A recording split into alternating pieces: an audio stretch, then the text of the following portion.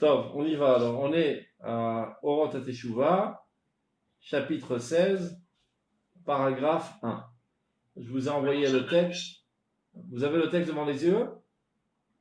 Oui ou non? Le texte il a été envoyé sur le WhatsApp de l'Ilmod.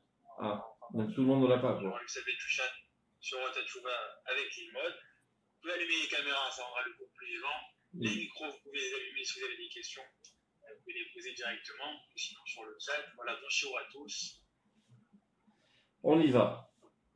Alors, le titre du chapitre, du nouveau chapitre, qui est Shorshei HaTeshuvah Upnimiuta.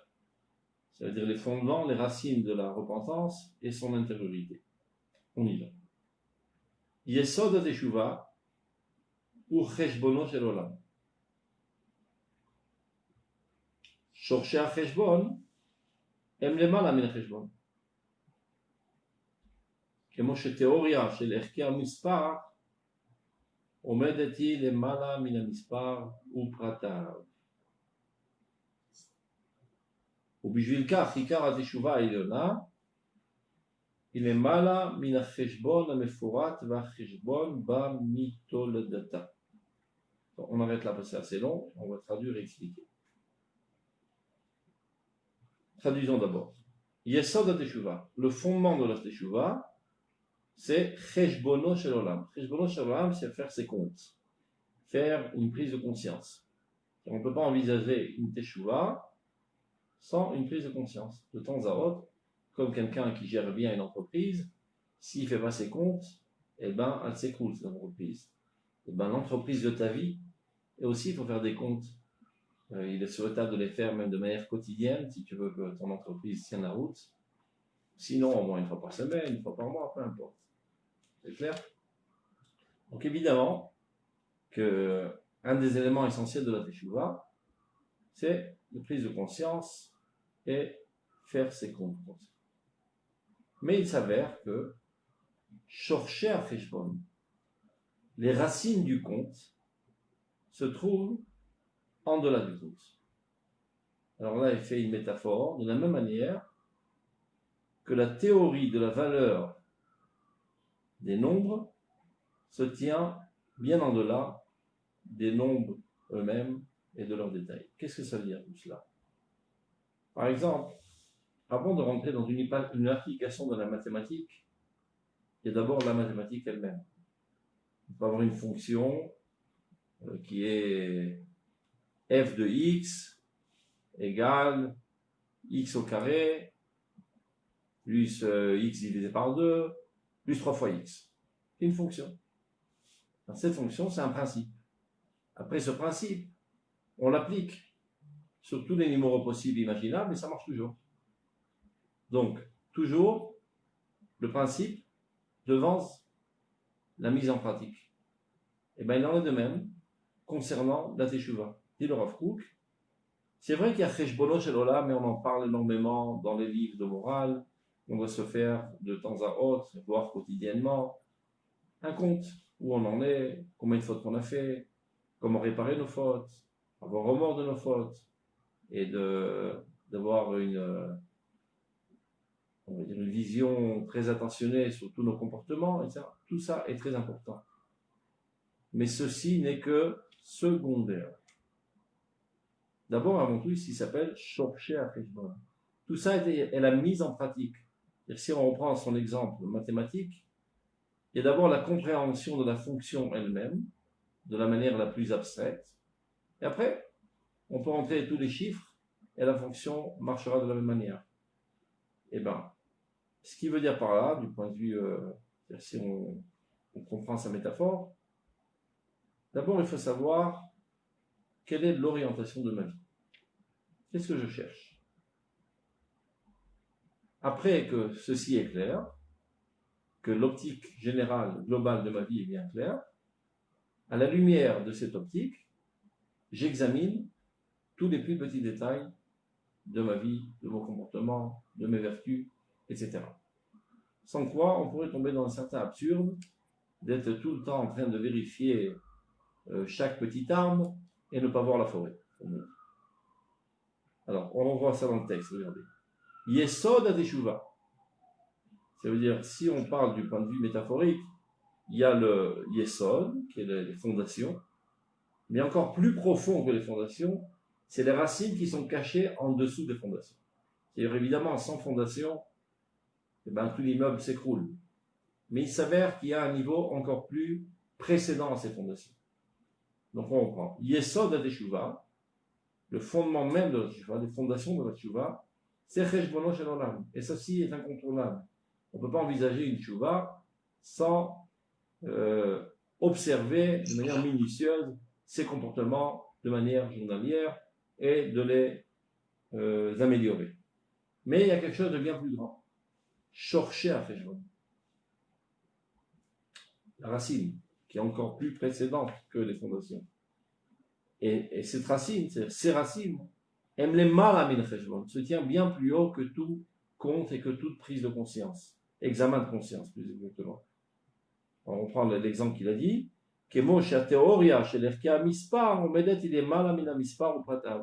Exactement de la même manière que la théorie de la valeur des chiffres se trouve bien en delà des chiffres eux-mêmes. Ubijilkar. Et de ce fait, Ikar Teshuva Eliona, l'essentiel de la Teshuva suprême. On en a parlé à plusieurs reprises dans ce livre. Le Rav Kook fait une différence entre Teshuva Eliona et Teshuva Tartona. Teshuva Eliona, c'est une orientation générale de ma vie, une aspiration aux idéaux divins les plus grandioses, et qui est suscitée par un amour de Dieu et par une conviction profonde. Teshuva Tartona, c'est la mise en pratique de la réparation de mes comportements. Mais non, très souvent, et même peut-être dans la plupart des cas, des gens qui n'ont pas étudié Rotat Teshuva, la Teshuva Tartona, elle est suscitée par une peur du châtiment. Et pas tellement par une conviction profonde, et encore moins par le fait qu'on se sent totalement identifié, en identité avec cet idéal. Donc, il y a la plus grande des Teshuvah, la plus souhaitable, c'est Teshuva Eliona. Alors, cette Teshuva Eliona, il ne faut pas qu'elle reste seulement à son stade abstrait de Teshuva Eliona. Elle est obligée de se traduire, de se concrétiser dans Teshuva Tartona. Ça veut dire dans la mise à pratique et dans la préparation de nos comportements. Mais reste à savoir, quel est le premier élan? Est-ce qu'on commence directement à se jeter sur la réparation des comportements et des vertus, ou d'abord et avant tout, de construire la plateforme essentielle de notre personnalité, qui veut dire quel est l'idéal de ma vie, quelle est l'optique de ma vie. Ça, c'est la Teshuva Eliona. Donc, Ikar Teshuva Eliona, il est mal à Menacheshbon Amefurat. Donc, l'essentiel de cette Teshuva haute se trouve bien en delà de tout examen de conscience. Et tout cet examen de conscience ne vient qu'en conséquence, il est conséquent à cette approche globale qui est la direction générale de ma vie. Qu'est-ce que je cherche dans ma vie? À faire le bien. À être totalement adhérent à l'idéal divin. C'est ça ce qui m'intéresse. À la lumière de cette direction de ma vie, je vérifie journalièrement, peut-être même heure par heure et seconde par seconde, que tous les actes que je fais sont en cohérence totale avec cette direction de la vie. Sans quoi, tu pourras avoir une conception de la vie totalement différente de celle de Dieu et de manière artificielle te comporter à contre-nature dans un certain comportement qui n'a aucun rapport avec tes conceptions. Et donc, il y a presque un dédoublement de personnalité. C'est à vrai dire, tu es quelqu'un de matérialiste qui ne cherche qu'à profiter des plaisirs charnels de ce monde. C'est ça ce qui t'intéresse dans ton monde. Mais que puis-je faire? Je suis religieux. Donc, pour appartenir à ce club, je suis obligé de payer un impôt quotidien au sacré bon Dieu, sans quoi il va me frapper. Dans cette manière d'agir, ne crois pas que tu es en communion avec Dieu. Tu as un comportement qui a priori ressemble à la volonté de Dieu, mais ton optique, tes aspirations, tes sentiments sont totalement déconnectés de Dieu. L'exemple typique que je donne constamment, c'est un mari qui dira à sa femme, ma chère femme, n'est-ce pas que je suis un bon mari? Eh bien voilà, j'apporte la parnassa, c'est moi qui nourris la maison, et je prends les enfants à l'école, et je fais la vaisselle, et je fais le linge, et je tends le linge. Eh bien je fais tout ce qu'il faut. Je suis un mari exemplaire, n'est-ce pas? Mais sache que mon cœur a son élan vers la voisine d'en face. Alors il lui dira, au diable tout ce que tu fais. Ça là, comme tu dis. Au diable tout ce que tu fais, ça a perdu toute sa vigueur, toute son importance, ça ne rime à rien. Ce qui m'intéresse d'abord et avant tout, c'est le cœur. Et c'est ce qui a marqué Rachamana Liba Bae. Akadosh Baruch Hu, ce qu'il veut, c'est d'abord avant tout le cœur.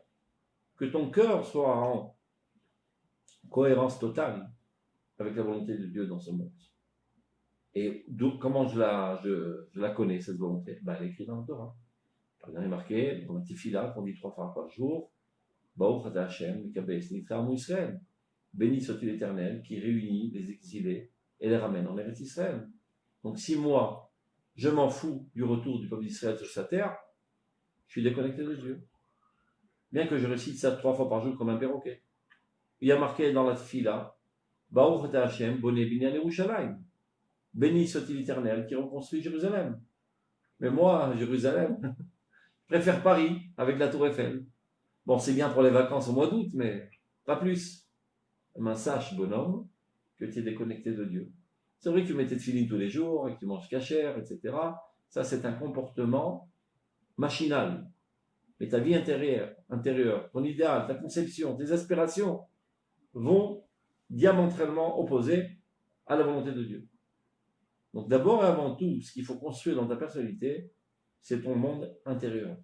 Tes aspirations, ton idéologie, ton optique, etc. etc. Ça, c'est la tchouva Eliona, la tchouva suprême. Ça, c'est Shorshei HaCheshbon, les racines des comptes.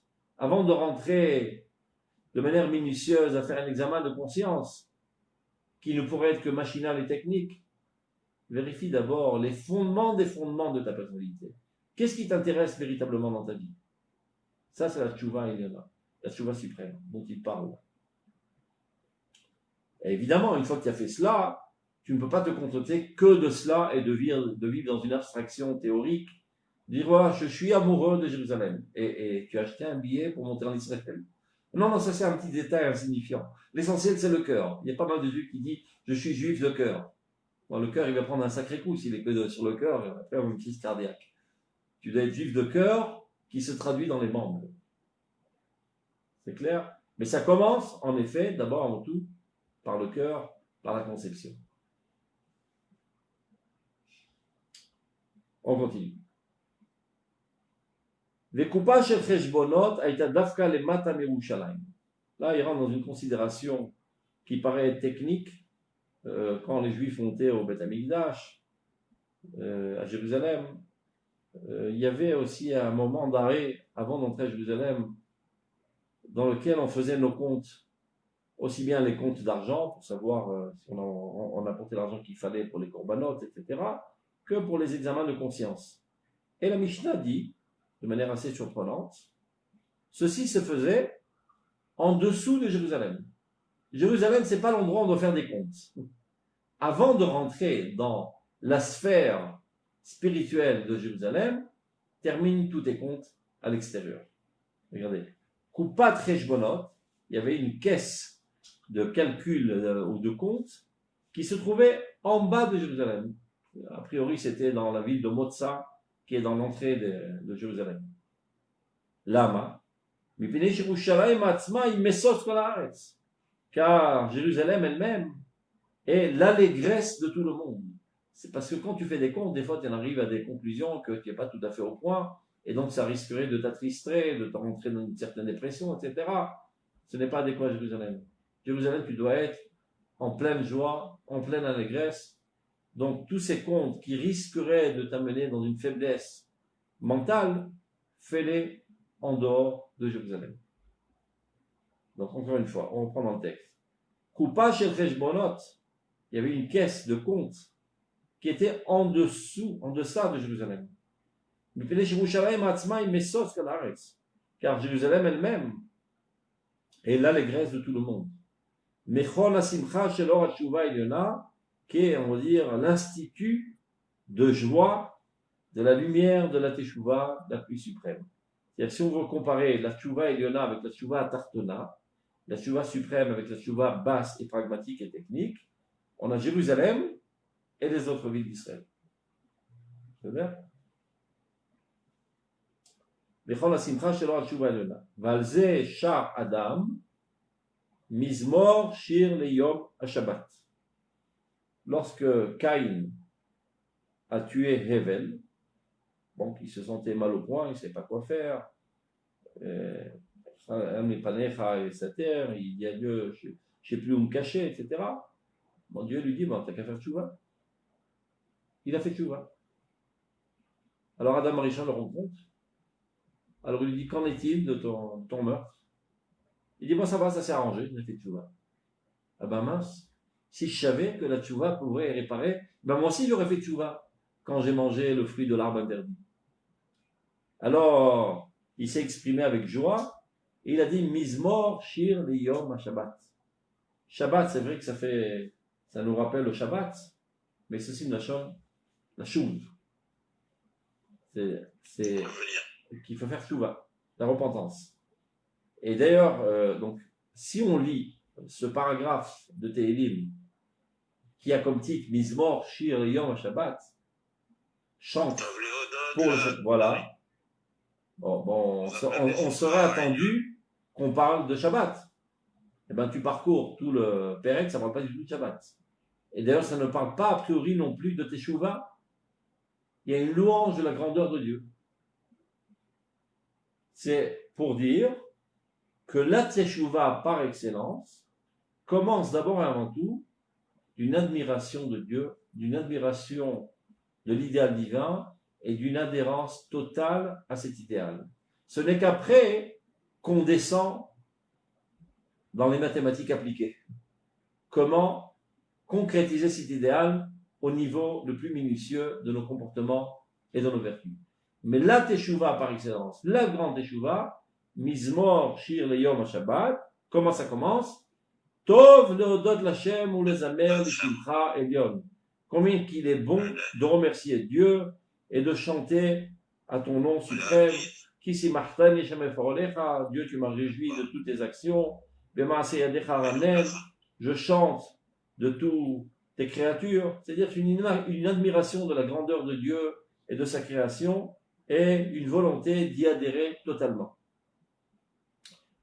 Bekishur, c'est-à-dire ce paragraphe de Tehillim, vient avec une cohérence totale avec ce qu'il y est dit dans le Passouk, dans Tehillim aussi, 92.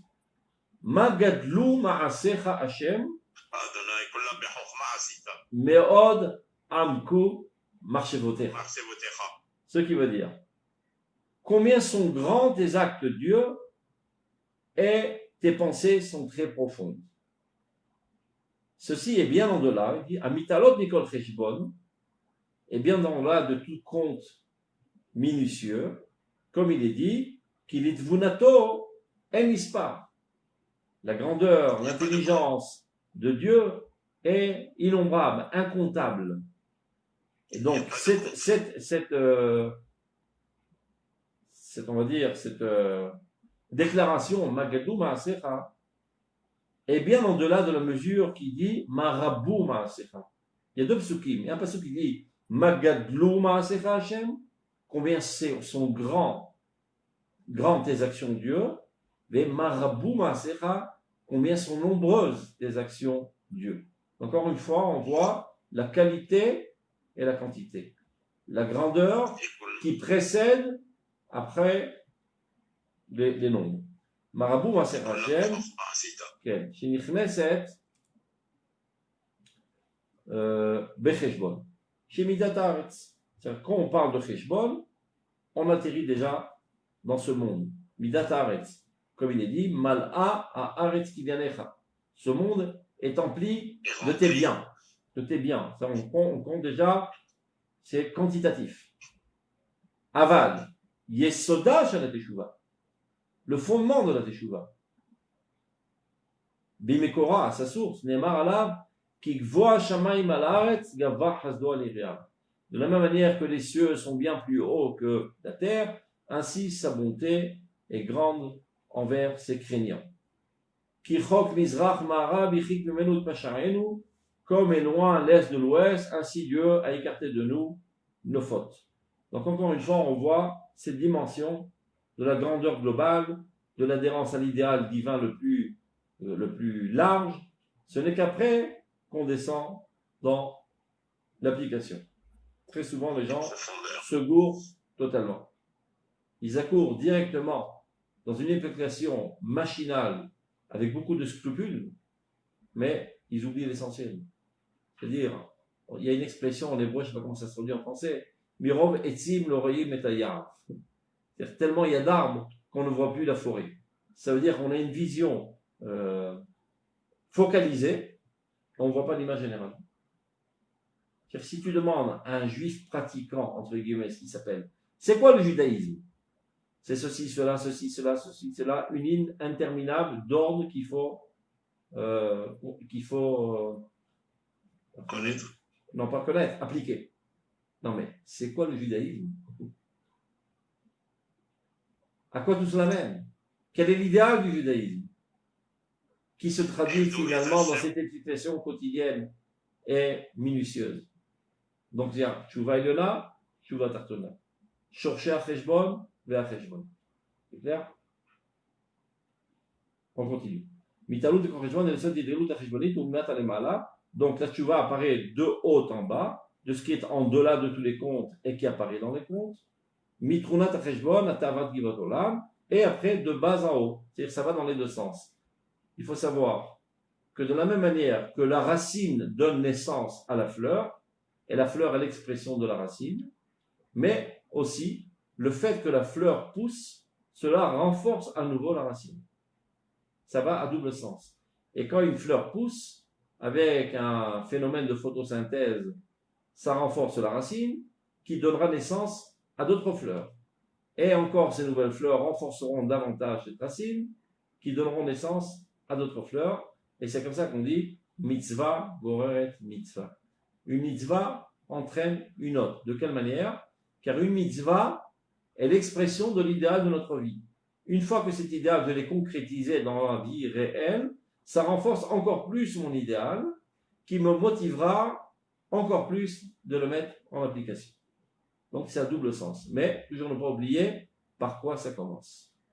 De haut en bas, après le bas renforce le haut, et qui donne naissance au bas encore plus fort, et ça fait boule de neige.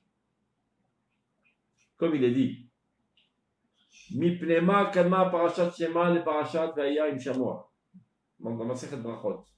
Comment se fait-il quand dans l'ordre de Kriyat Shema, qui est Sarakol, on va dire, ils ont récupéré des parachiotes un petit peu de la Torah, mais pourquoi ils ont choisi d'Afka cet ordre? D'abord Shema Israël, après Vaya im shamoa. Shema Israël parle de recevoir d'abord la Emouna, recevoir le joug divin. Vaya im shamoa, c'est déjà l'application des mitzvot. Dit la Mishnah, Shikabel alav ol malchut shamayim techila, vacharkach ol mitzvot. D'abord, tu dois recevoir sur toi le règne de Dieu, d'être en adéquation totale avec la volonté de Dieu, et après tu mets ça en application au niveau des mitzvot. Et pas au contraire.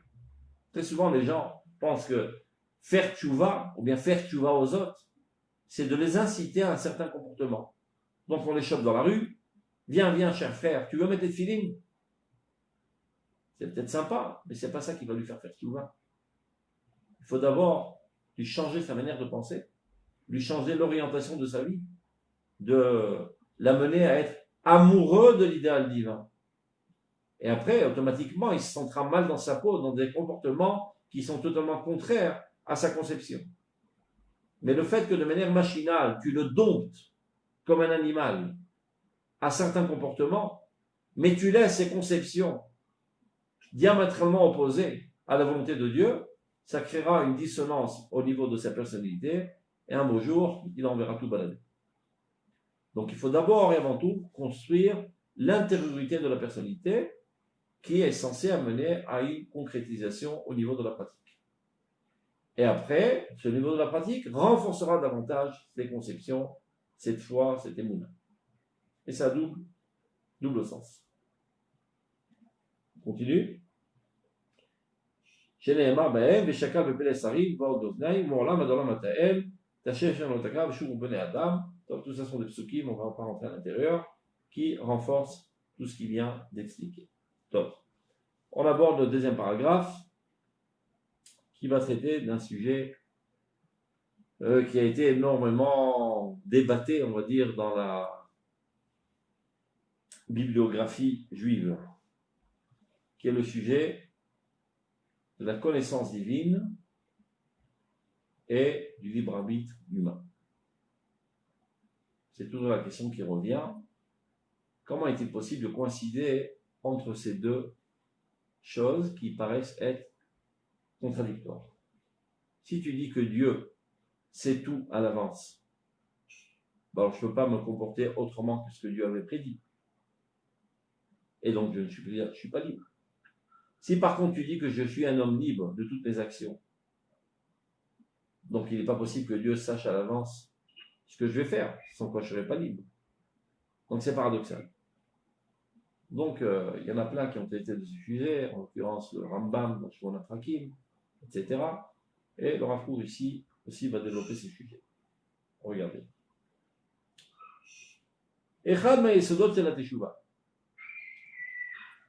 Un des fondements de la teshuva, mais marchavto chez l'Adam, comme on vient de le dire, la teshuva a lieu d'abord et avant tout dans la pensée humaine. Ce n'est qu'après qu'elle est mise en pratique. Ou akarat achrayut chez l'Adam al-ma'aseh. C'est la prise de conscience que l'homme est responsable de ses actions. Il y a plein de gens qui ont tendance à se déresponsabiliser, de dire c'est vrai que je suis ainsi, mais c'est pas de ma faute. C'est l'éducation que j'ai réussi de mes parents. Que je voulais que je fasse, monsieur le juge. Mon père était un voleur, ma mère était une prostituée, j'avais pas tellement de chance de bien me développer dans ma vie, donc j'en suis arrivé à cela, j'en suis pas responsable. Grosse erreur. Tout homme est totalement responsable de ses actes.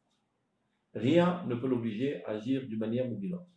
C'est vrai qu'il y a des tendances innées et des influences de l'éducation, de la civilisation dans laquelle tu as grandi, mais en fin de compte, tu es un homme libre de choisir à tout instant et de construire ton sort. Tout cela ne dépend que de toi. Et tant que tu n'as pas compris cela, tu ne risques pas de faire tchouva. D'ailleurs, le fait même que la halakha nous dit que lorsqu'on fait tchouva, selon le Rambam, il faut faire ce qui s'appelle le tachanoun. C'est quoi le tachanoun? Shamti, bagati, gazati. J'ai fauté, j'ai volé, etc., etc. Il y en a qui pensent que dire j'ai fauté et reconnaître ses fautes, c'est une certaine faiblesse. Bien au contraire. C'est une déclaration aristocratique, je dirais. Parce que si je dis j'ai fauté, ça veut dire que j'aurais pu ne pas fauter. Sans quoi, j'ai pas de quoi avoir des remords. S'il y avait un certain mécanisme qui m'a amené à agir de la sorte, j'y peux rien. Mais si je dis j'ai fauté, ça veut dire que je reçois sur moi la totale responsabilité. Ça veut dire que je suis un homme libre. Donc de la même manière que j'ai décidé de fauter et que j'ai fauté, je suis capable actuellement d'arrêter de fauter et de changer de cap. Donc, cette halakha qui nous dit de faire tachanoun vient renforcer en nous le fait que nous sommes des hommes totalement libres.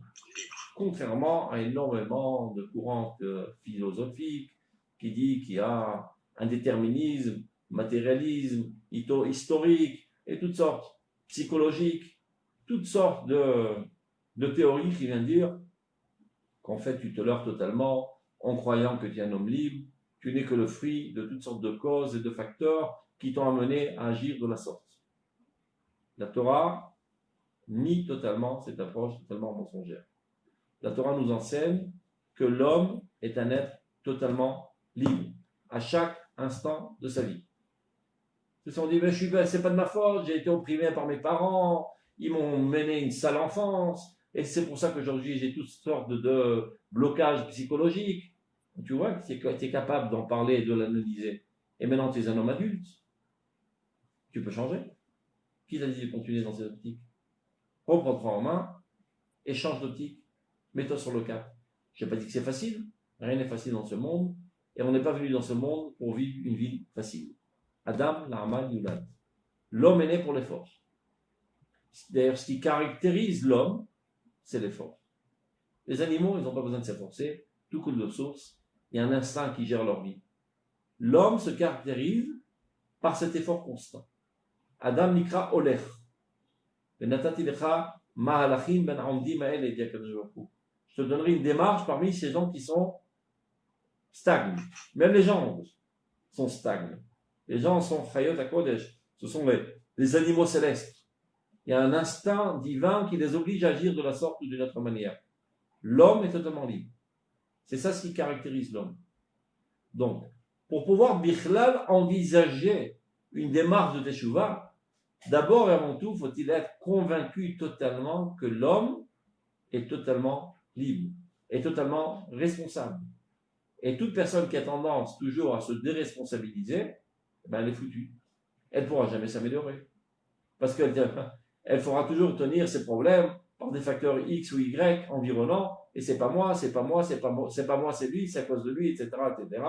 Donc, ils feront du surplace tout le temps. Prends-toi en main et comprends que tout ne dépend que de toi. La Gemara raconte une histoire.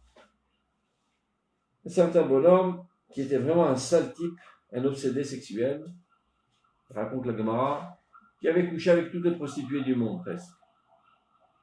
Et un beau jour, on lui raconte, tu sais, il y a une nouvelle prostituée qui vient de sortir, qui se tourne à l'autre extrémité du monde. Ah bon? Il faut que je la connaisse. Alors il traverse toutes les mers, tous les océans et tous les continents, et il arrive à sa rencontre. Quand il s'approche d'elle, donc probablement elle lui a posé quelques questions, qui es-tu, d'où tu viens de si loin, elle a compris, et ce bonhomme, il est vraiment pourri jusqu'à l'os. Regarde comment il s'est efforcé pour venir fauter. Alors elle lui dit, elle lecha teshuva. Tu n'as aucune chance de faire teshuva. Tu es tellement pourri jusqu'à l'os. Elle est bien placée pour le dire, une pourriture pareille. Donc elle s'y connaît en pourriture. Elle lui dit, tu n'as aucune chance de faire teshuva. Alors là, ça lui a fait un déclic. Et alors, une prostituée me fait la morale. Alors il a commencé à avoir une prise de conscience. Dit la Gemara. Il a imploré les cieux, oh les cieux, venez à ma défense. Les cieux l'ont dit, avant de venir à ta défense, qu'on se occupe de nos propres problèmes. Paraît-il qu'à la fin des temps, nous aussi, on sera détruits. Donc, ne prends pas la tête. Alors il implorait les montagnes et les collines, je vous en supplie, venez à ma défense. Eux aussi, ils ont répondu la même chose. Débrouille tout seul, on a nos problèmes.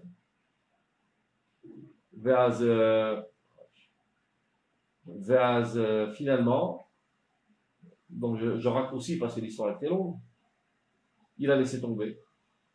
Il a vu que personne ne pourrait venir à sa défense, dit la Gemara, il a mis sa tête entre ses jambes, il a commencé à pleurer, à gémir de remords, et il en a tellement été affecté qu'il en est mort de remords.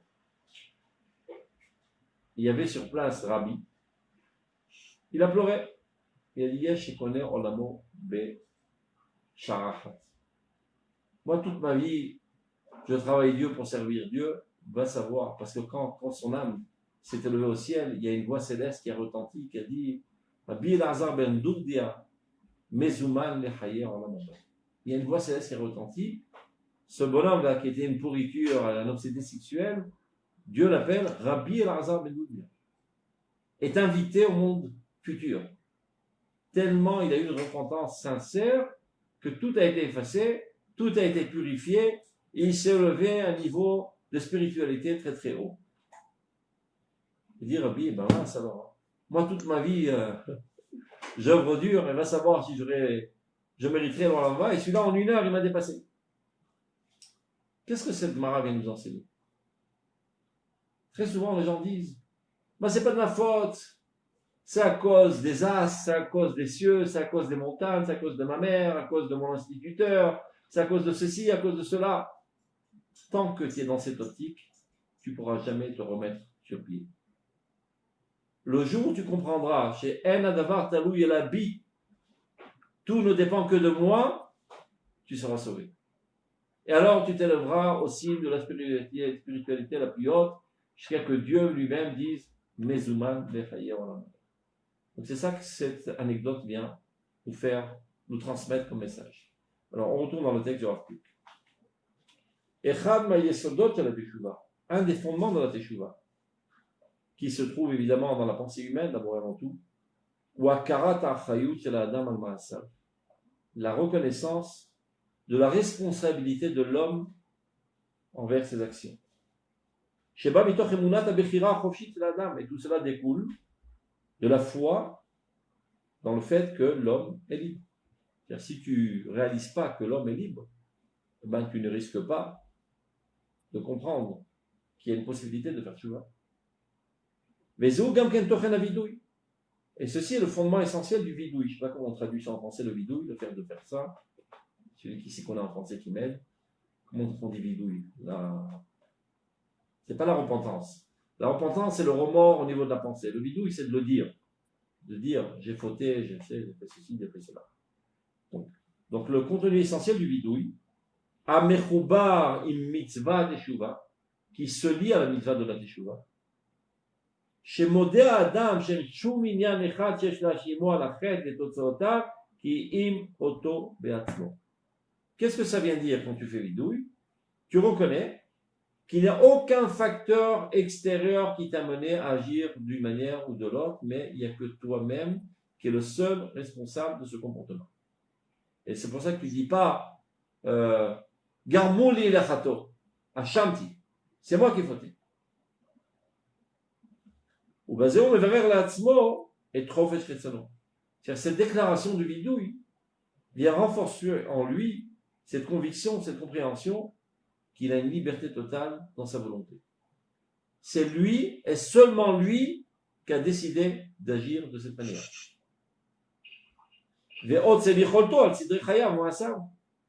Et sa capacité, sa force d'avoir une emprise sur tous les comportements de sa vie. Essayez de ne pas faire de bruit, ça c'est sympa. Ou bien fermez les micros. Vous pouvez fermer les micros si vous voulez. Il y a en bas à gauche une possibilité d'appuyer sur le micro et ça fait plus de bruit. Ou mitorkar. Ou mefane les fanav, c'est-à-dire la joue d'Hachem. Une fois qu'il est arrivé à cette compréhension, eh ben, il a déjà frayé son chemin pour faire teshuva. Les chadesh et chayav, et de renouveler sa vie, dans un nouvel ordre de bien. Cet ordre qui reconnaîtra comme un ordre de vie qui est adéquat à sa nature. Ils seront imprégnés de la source de la connaissance, qui vient se lier à la sainteté de la lumière de la Torah, Amishivat Nafesh, qui donne satisfaction parfaite à l'homme. Donc, maintenant, si vous pouvez fermer vos micros, ça serait sympa. Si vous pouvez maintenant réactiver votre micro. Le mien? C'est bon. Il vous a fait taire. Il est sympa le technicien. Hein, il vous a bâillonné. Je suis désolé. Il n'y a pas de fura parce qu'il y avait des bruits dans le. Maintenant,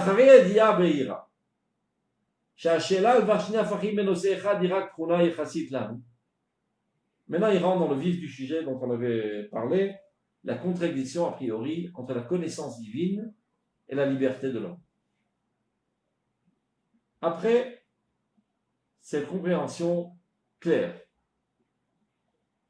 que cet antagonisme a priori C'est-à-dire qu'il n'est pas possible que dans le même sujet, il y ait deux choses contradictoires. C'est-à-dire que tu ne peux pas dire ce verre est cassable et ce verre est incassable. C'est clair? Tu ne peux pas dire cette chambre est illuminée et cette chambre n'est pas illuminée. Sur le même sujet, il ne peut pas avoir deux qualificatifs contradictoires. C'est vrai, de manière générale, mais pas chez Dieu. Car la logique humaine, c'est Dieu qui l'a créée, donc il n'en dépend pas. De la même manière que Dieu a créé le monde, Dieu a créé la logique humaine. C'est-à-dire ce qui nous paraît sortant des limites de la possibilité de la logique, donc c'est pas possible, c'est ou ça, ben lui il n'a pas de menottes. Il n'est pas dépendant de nos petites conceptions. C'est-à-dire de dire, c'est pas possible que Dieu sache et que je des libertés. Parce que tu fais une extrapolation de l'homme à Dieu. C'est vrai que chez l'homme, par exemple, si je sais pertinemment que demain, tu te comporteras de la sorte, pas j'envisage, je sais, il n'y a aucune chance que tu fasses autrement, ben tu ne peux pas faire autrement. Ça, c'est dans la connaissance humaine. Mais Dieu, lui, il est infini. Il ne dépend pas de la logique humaine. C'est lui-même qui l'a créé, la logique humaine. Donc, il ne peut pas être prisonnier de sa création. Il est en delà de sa création. Donc, d'abord, comme axiome, avant de commencer à rentrer dans le sujet, le riz de la face. Arrêtez la pression de la question. C'est-à-dire de penser que c'est inadmissible, incompréhensible, impossible. D'abord, en tout, c'est possible. Après, on va comprendre comment ça marche. Mais d'abord, en tout, c'est pas parce que dans ta conception humaine, c'est impossible, que chez Dieu aussi, c'est impossible. Je vous donne un exemple très simple. Si vous avez étudié un petit peu les mathématiques, combien que ça fait, disons, 1 divisé par 0, si tu as étudié les maths, ça tend vers l'infini. Ça veut dire, combien de fois 0 tu peux rentrer dans 1? 1, 2, 3, 4, 5, 6, 7, 8, 9, 10, 11, 10 000, 100 000, 1 million, 1 milliard de zéros, j'arriverai pas encore à 1. Donc, ça tend vers l'infini. Si vous prenez votre calculette, machine à calculer, et vous marquez 1 divisé par 0, va s'afficher erreur. Erreur. Comment ça, erreur? C'est pas erreur. La réponse est, ça tend vers l'infini. Ouais, mais cette calculette n'a pas été programmée pour répondre à cette question. De son point de vue, c'est une erreur. De la même manière, nous, il y a certaines questions envers lesquelles on réagit erreur. C'est vrai. La conception humaine n'a pas été programmée pour comprendre comment il peut y avoir deux antagonistes dans le même sujet. Mais ça ne veut pas dire pour autant que ce n'est pas possible. De notre point de vue subjectif, ça nous paraît impossible, parce qu'on n'a pas été programmé pour plus que cela. Mais Dieu qui a construit cette machine à calculer, qui est l'être humain, lui, il n'est pas prisonnier de sa propre construction. C'est clair? Alors regardez. Après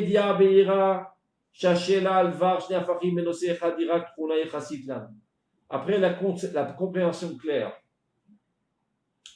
que l'impossibilité de deux choses contradictoires dans le même sujet n'est que subjectif à notre intellectualisme limité, elle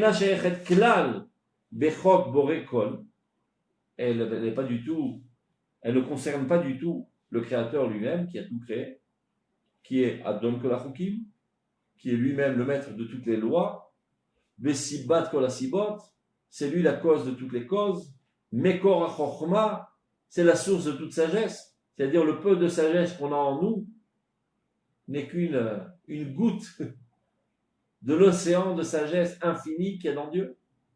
Donc il est vraiment, évidemment qu'il n'est pas dépendant de notre petite sagesse. C'est pas parce que nous on ne comprend pas que pour lui c'est impossible. Ou Boné Atevuna, et c'est lui qui a construit aussi la logique humaine. Baruch Hu, béni soit-il.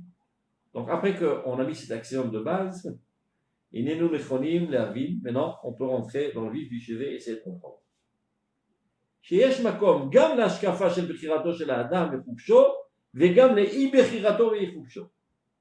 Il est possible que habitent ensemble aussi bien la conception que l'homme est libre et la non-liberté de l'homme. Bien que ça paraît contradictoire. Il en est de tel dans toute l'existence.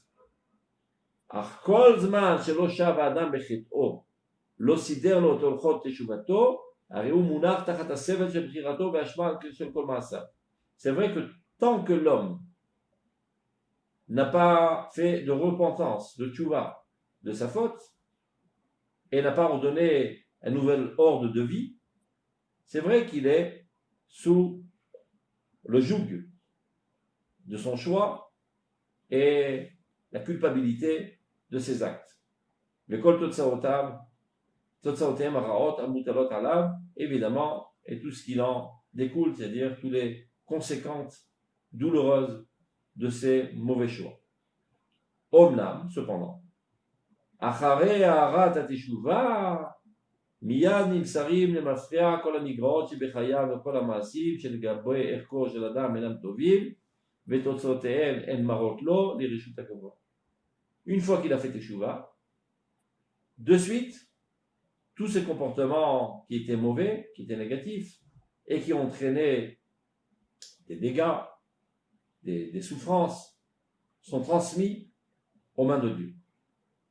וכולם נערכים מחוץ ליסוד חופשו ובחירתו, et ils sortent du domaine de sa liberté. Et ils viennent tous se lier à la gérance divine. Il y a un verset qui dit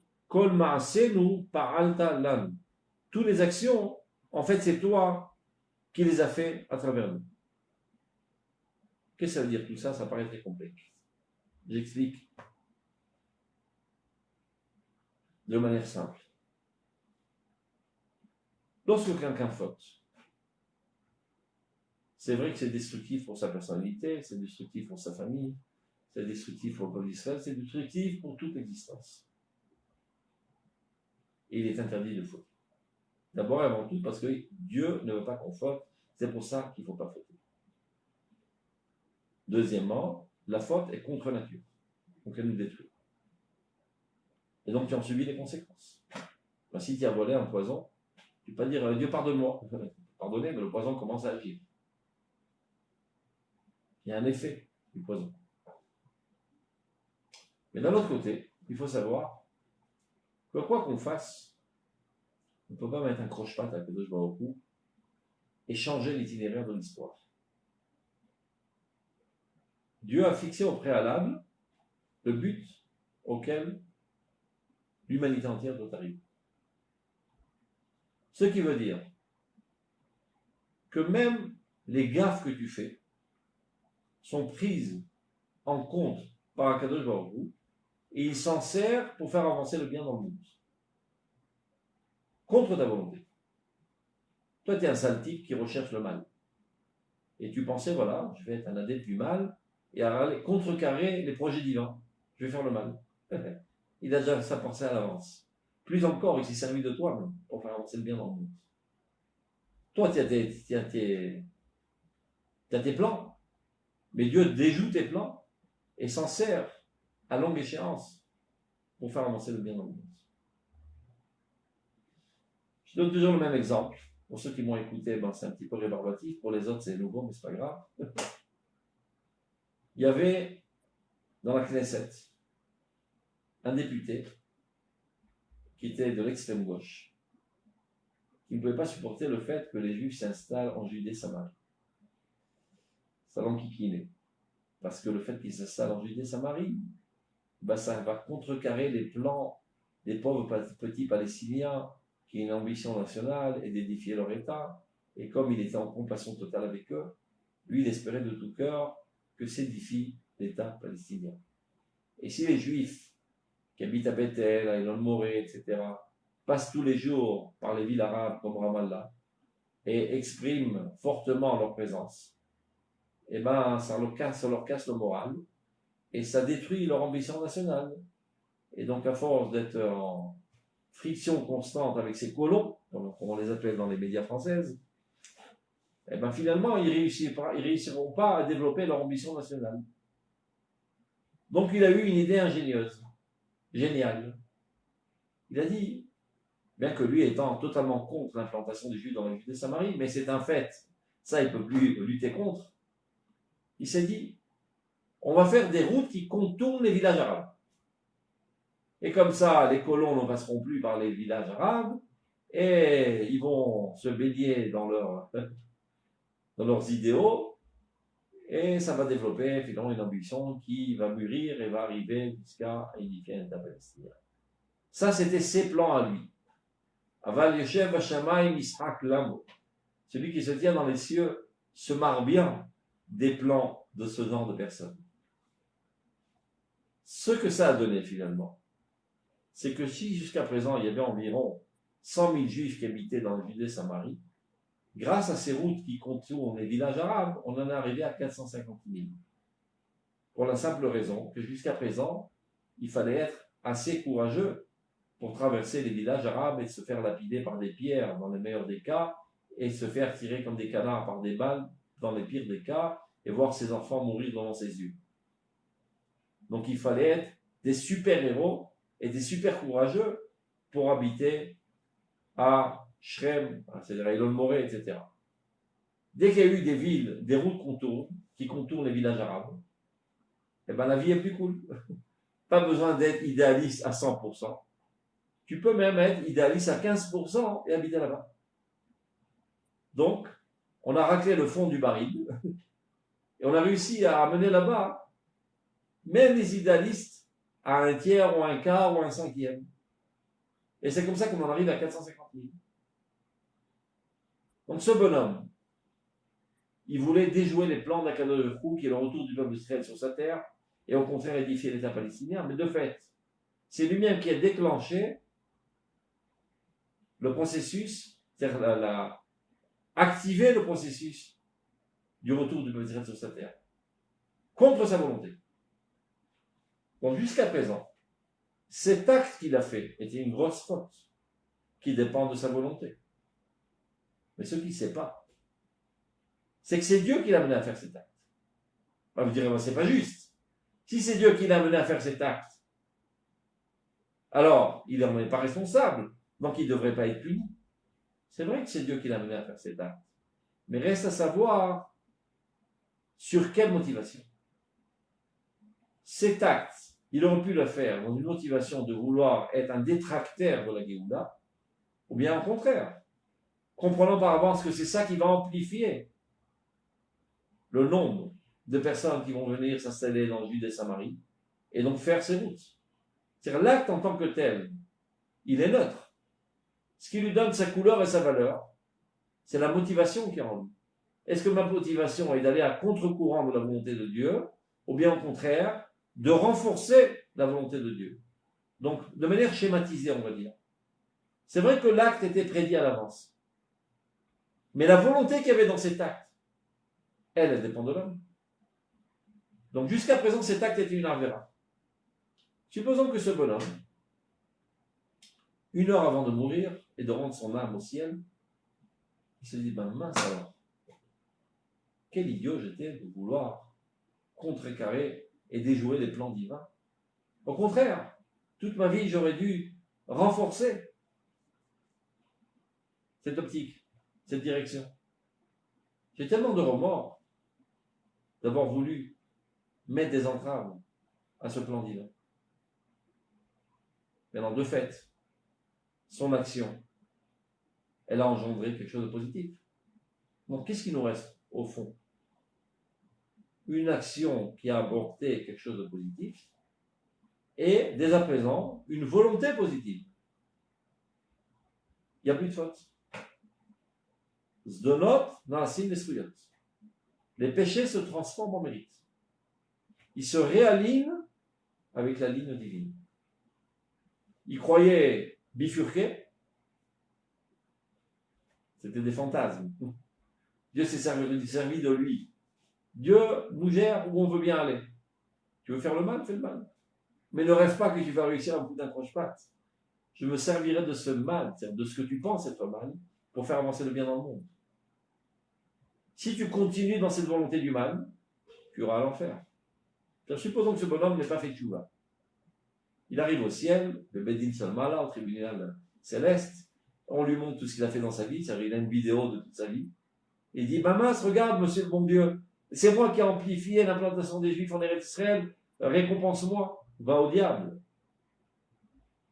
Toi, ta kavana, ton intention était d'un obstacle, et tu es jugé en fonction de tes intentions, va au diable. Ce que moi j'en ai fait, c'est mon problème. Mais s'il a fait teshuva, effectivement, il sera récompensé. Donc, on peut envisager qu'il y ait une prédiction au préalable de nos actions par Dieu, tout en étant totalement libre de nos actes, ça veut dire de l'intention qu'on a dans nos actes. Et c'est ça ce qui donne toujours la valeur des actes. Les actes en tant que tels sont toujours neutres. L'intention qui est dans l'acte fait qu'elle soit positive ou négative. Donc il n'y a aucune contradiction entre la connaissance de Dieu et l'intention libre de l'homme. Ça peut aller de pair. J'ai un petit peu schématisé parce que c'est assez complexe d'expliquer, et comme ça c'est clair. C'est-à-dire d'autant plus que je dois partir dans 3 minutes, alors terminons le paragraphe. וכפי אותה מידה שתוכן התשובה מתגבר והצד הרע שבמעשיו הולך וניתק ברשות הבחירה החופשית שלו, il n'y a plus l'homme fait tchouva, et l'aspect négatif qu'il y a dans ses actions, c'est-à-dire les intentions négatives, se déconnectent de lui, et tout revient au domaine divin, on va dire. Chez Sham, Kulotom, dans le domaine divin, tout est bon. Dieu ne cherche pas noise, Dieu ne fait pas du mal dans ce monde, il ne cherche que le bien. Alors même nos actions qui paraissaient être contre la volonté de Dieu, Dieu s'en sert pour faire avancer le bien dans le monde. Comme l'exemple le plus simple, que tout le monde espère tant aujourd'hui, le vaccin pour le coronavirus. Mais tous les vaccins, c'est pareil. On t'injecte du poison en petite quantité pour que ton organisme sache lutter contre ce poison lorsqu'il arrivera en grande quantité. C'est plus ou moins le mécanisme du vaccin. Il y a des gens qui ont une bonté, un idéalisme, une volonté de faire le bien. Ils sont un petit peu endormis. Ils rentrent en état de léthargie. Et voilà que tout à coup apparaissent des gens mauvais, cruels, et qui font beaucoup de bruit. Ça les agace. Tout d'un coup, ils se réveillent. Les gens bons qui étaient en léthargie. Et commencent à lutter pour éradiquer le mal du monde. Donc ce bien qui était de manière latente commence à rentrer en effervescence. Et grandir, et grandir, et grandir, et grandir. Grâce à qui? Grâce à ces salauds et ces crapules. Donc ces salauds et ces crapules ont fait ça, tout simplement, ce sont des salauds et des crapules. Mais ils ne savent pas qu'ils étaient les catalysateurs de l'amplification et l'intensification du bien dans le monde, de manière réactive. C'est clair? והכל נמסר לרשות העליון ששם כולו הוא טוב, ולא יגור חרא. ככה מתקשר יותר הצד הטוב שבמעשיו, בכל תוכן חייו לרשות בחירתו וחופשו, et c'est ainsi que tous les aspects positifs de sa personnalité se relient au domaine de Dieu. להגדיל אורו ואושרו לשעה ולנצח, ואדם וכל עולמו בידי ידוע כל העולמים מתעלים בזה. Et grâce à cela, le monde, l'homme, son monde, et tous les mondes s'élèvent grâce à cela, grâce à cette teshuva. Teshuva, oferet zdonot et suyot. La teshuva renverse tout. Ce n'est pas seulement qu'elle annule rétroactivement les mauvais actes. Tout dépend du niveau de la teshuva, qu'on a dit précédemment. Il y a teshuva ilav et teshuva tatar. Il y a une teshuva haute et une teshuva basse. Une teshuva basse, c'est seulement par la peur du châtiment et par l'espoir de la récompense. En fait, tu ne te sens pas véritablement adhérer à l'idéal divin. Tu fais ça de manière mécanique parce que tu as apeuré. Donc ceci ne fait que effacer, neutraliser les fautes que tu as faites. Mais quand tu as une véritable teshuva, par amour de Dieu, par amour de l'idéal de Dieu, par une sensation profonde d'adhérence totale à l'idéal divin, donc tu subis une transformation totale de ta personnalité, tu n'es plus le même bonhomme. Et alors même les mauvaises actions que tu as faites, rétroactivement, elles se renversent en bien. car en fait, de toute manière, elles ont catalysé des processus positifs qui jusqu'à présent n'étaient pas à ton mérite. Maintenant que tu as renversé ta personnalité, elles reviennent tous à ton mérite. Pazdonot, Afrim et Sriyot. ומתבהרים בהכרה העליונה של הטוב העליון שהמידה הטובה היא יסודית הכולל והראשית וגם אחרית של כל ההוויה, טוב אדוני לכל ורחמיו על כל מעשיו. On arrête là parce que je dois aller faire mincha. Portez-vous bien, à la semaine prochaine. Comme tout. תודה רבה, à la semaine prochaine, même heure. À Jérusalem.